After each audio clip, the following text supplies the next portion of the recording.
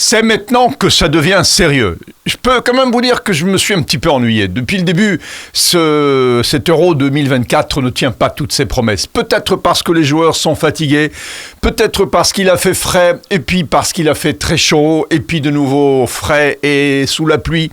Peut-être pour toutes ces raisons, peut-être pour aucune. C'est pas un Euro jusqu'à présent extraordinaire. Il y a eu quelques finales de matchs incroyables où on a marqué à la dernière seconde, comme pour Italie-Croatie, où on a vu les larmes de Modric, où l'Italie est passée, mais pour se faire éliminer quelques jours après, tristement par la Suisse. On a vu des goals de dernière seconde, on a vu des scénarios parfois incroyables, mais loin de la coupe de la CAN que j'avais commentée il y a quelques mois. Cette compétition-là avait été ébouriffante, stupéfiante et largement au-dessus au niveau des émotions de ce qu'on regarde pour l'instant. Alors voilà, ça c'est le tout début. Mais je vais quand même vous parler d'un match qui intéresse certainement tous les francophones qui nous regardent. Et c'était Belgique-France. Moi, il y a un truc que j'ai pas pigé. Pour quelle raison au monde ce sont les autres équipes qui doivent marquer à la place de la France? Parce que la France qui se retrouve en quart de finale en ayant marqué 0 but dans le cours du jeu, un penalty et 2 autogols, on dirait vraiment qu'au début du match, on va chez Deschamps en disant « Bon, écoutez, ou écoute, si on le tutoie, on va marquer un petit peu à votre place, vu que vous n'y arrivez pas, on va vous qualifier. » Parce que la France, elle n'est pas forte pour l'instant. Elle va peut-être le devenir en quart, en demi, si elle arrive plus loin. Mais jusqu'à présent, j'ai l'impression que si une équipe avait osé l'attaquer de front, de face, elle aurait eu la peau d'une équipe qui est fatiguée. Parce que, ok, derrière c'est solide, que ce soit Koundé, que ce soit Théo à gauche ou au milieu Saliba extraordinaire. Derrière c'est bon, Maignan n'en parlons pas, keeper fantastique. Le milieu, Kanté c'est peut-être le meilleur joueur de tout l'Euro. Alors qu'il joue en Arabie Saoudite, donc le meilleur joueur de l'Euro, ou en tout cas un des meilleurs, qui joue dans un championnat qu'on dit faible. Ça laisse quand même un petit peu de marge de réflexion par rapport à tous ces joueurs fantastiques qui ne sont pas à la hauteur, donc, puisque si Kanté, qui vient d'un championnat faible, arrive à les bouffer et à courir 14 km dans une partie tout en ayant le sourire, c'est que manifestement, ou c'est pas un championnat faible, ou c'est les autres qui le sont pour l'instant très faibles. Rabiot, Griezmann, Tchouaméni, le milieu est bon, le milieu français, mais ils sont fatigués. Et puis Rabiot va être disqualifié, suspendu pour le quart de finale. Grave erreur de sa part d'avoir rouspété, d'avoir eu une carte jaune stupide. Quant à devant, c'est faible. L'équipe française devant est faible. D'ailleurs, la preuve, c'est qu'elle ne marque pas et que ce soit Dembélé, que ce soit Mbappé, ils sont en toute petite forme. Thuram n'arrive pas manifestement à faire ce qu'il fait à l'Inter. Barcola, on ne le fait pas jouer. Kolo Muani, il rentre. Il a réussi, entre guillemets, son but face à la Belgique. Il n'a ni centré, ni tiré, parce que ça ressemble à strictement rien ce qu'il a fait. Il a croqué son tir, il l'a complètement raté, un petit peu à l'image de la saison qu'il a passée au PSG. Il a raté son tir, mais c'est goal, parce que là, la Belgique a fait le cadeau que toute équipe fait pour l'instant à la France, un petit autogol, voilà. Et puis c'est 1-0, et puis on n'en parle plus. Mais sincèrement, cette France-là, elle est à bouffer, elle est mauvaise, elle ne joue pas, elle passe sans marquer. C'est hallucinant de se retrouver en quart de finale sans avoir marqué un seul goal dans le cours du jeu. Un penalty, et encore, le penalty, c'est un cadeau du défenseur autrichien qui a crocheté Dembélé, alors qu'il fallait même pas l'effleurer, il n'y avait aucun danger, si vous vous souvenez de cette action. Donc la France, elle se retrouve en quart de finale, c'est assez incroyable, en ayant mal joué, en n'ayant pas marqué, et en étant quelque part bizarrement en position de faire peur à l'adversaire qui ne joue pas. Parce que la Belgique, soyons quand même sincères, vous savez que nos vidéos partent de Bruxelles. Bon, la Belgique n'a pas joué. Elle a voulu faire du Didier Deschamps, c'est-à-dire attendre, bloc très bas, et piquer en dernière minute, comme parfois l'a fait la France, sur un contre heureux, et de remporter la victoire sans panache. Elle a essayé de dépasser le maître, la Belgique. Domenico Tedesco, l'entraîneur belge, italien et allemand à la fois, a voulu donner une leçon de tactique à Didier Deschamps en l'imitant, sauf que quand l'élève imite le maître, eh bien, il faut lui être supérieur. Et il ne l'a pas été. Donc, cruelle punition, évidemment, que d'encaisser un autogol à la 85e minute, quand, juste avant, De Bruyne avait raté ce tir incroyable que Maignan a arrêté. Parce que Maignan, c'est un super gardien, et il n'a plus besoin de le prouver. Donc, la France se retrouve en quart de finale, comme je vous l'ai dit, redit, répété, jusqu'à l'ennui, sans avoir montré quoi que ce soit.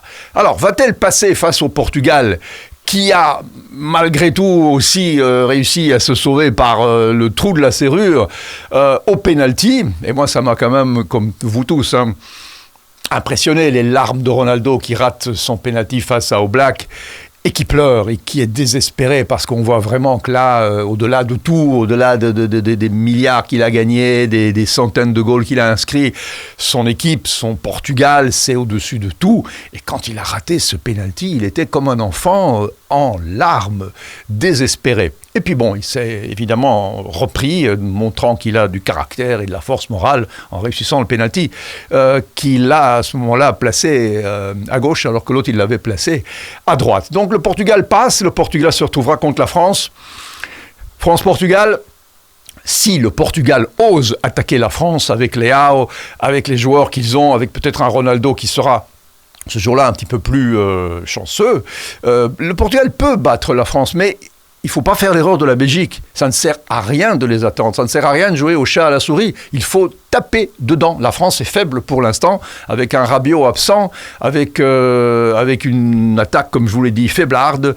Je pense que si le Portugal saisit sa chance, ils peuvent battre la France. S'ils jouent petit, timide, peureux, ils vont peut-être subir la même triste punition, parce que manifestement, Dédé Deschamps a ce petit quelque chose que le Real a aussi dans les compétitions européennes.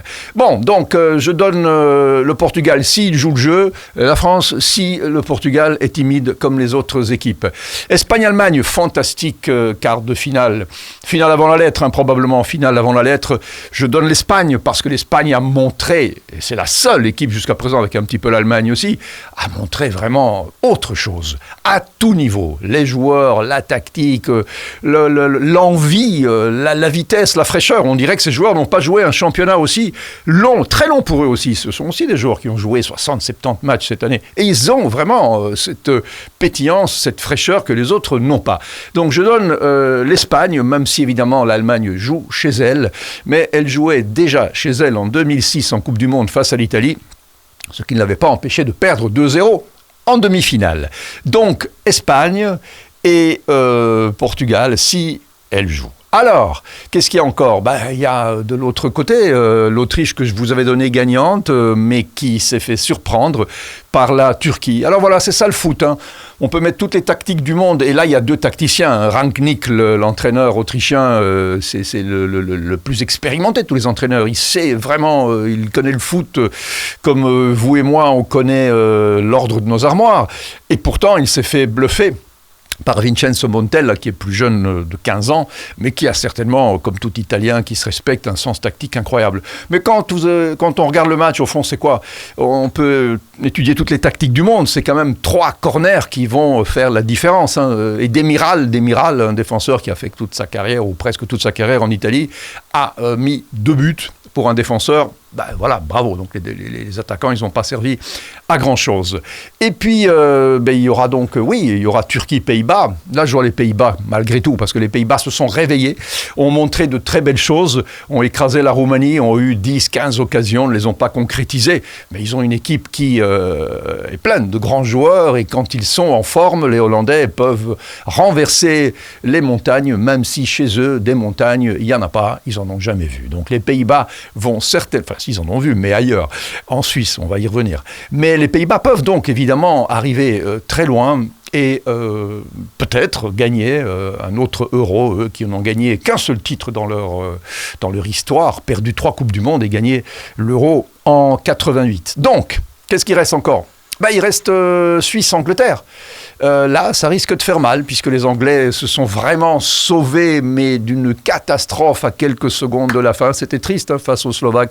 Mais bon, ils avaient tout fait aussi, les Slovaques, pour se faire punir, parce qu'à la fin, ce retourné de Bellingham prouve que dans le foot, il y a des actions de classe avec des joueurs de classe, et là, il n'y a personne qui peut rien faire. Et donc, même si, évidemment, on peut être triste pour le petit Pousset, l'Angleterre méritait certainement de passer face à la Suisse, qui est à sa place, puisqu'elle a battu l'Italie, qui a oublié de jouer, tout simplement, comme ils n'ont pas joué.